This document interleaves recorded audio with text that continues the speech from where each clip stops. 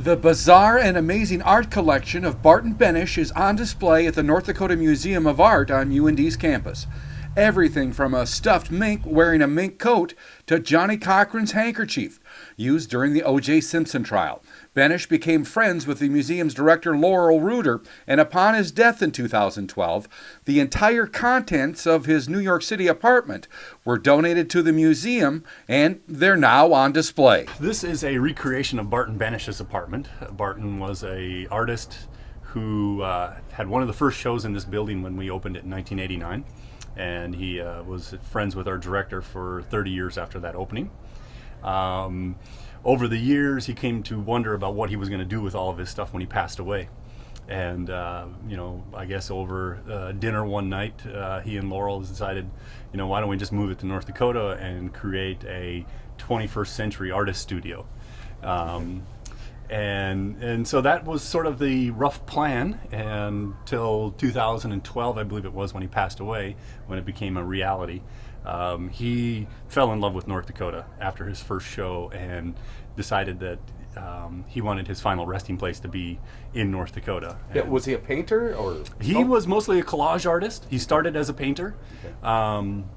But after a trip to Africa in the 1970s, where he realized, people were making with art with anything they would find, he changed his course, okay. And from that point on, remained a collage artist. He certainly has a lot of different things in here. Yes, he certainly does. He was a collector of the strange and the bizarre, but very interesting objects. Barton traded with everyone. He'd trade his personal artwork for maybe a taxidermied animal. African artwork was a big interest of his, Egyptian artwork. Larry Hagman's gallstones.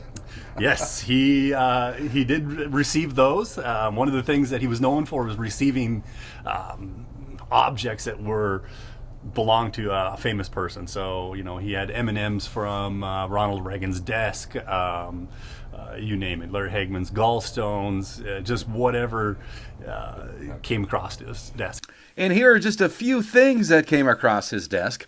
Here's Johnny Cochran's handkerchief, worn February 1st, 1995, while Ron Shapiro was on the stand during the O.J. Simpson trial. And here's a piece of flooring from O.J. Simpson's home when it was torn down in 1998.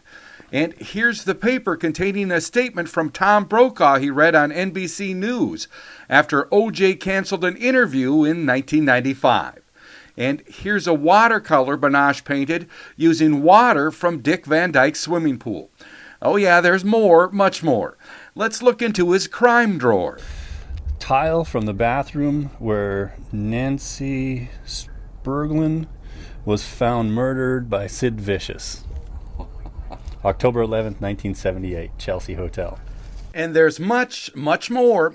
So his one wish about his apartment coming to North Dakota was that he wanted to be in North Dakota. He wanted his ashes to be in North Dakota. So he and his mother's ashes are actually stuffed in a pillow on his bed here in the museum. It's all on display now at a free exhibit at the North Dakota Museum of Art. In Grand Forks, I'm Neil Carlson reporting for iNews.TV.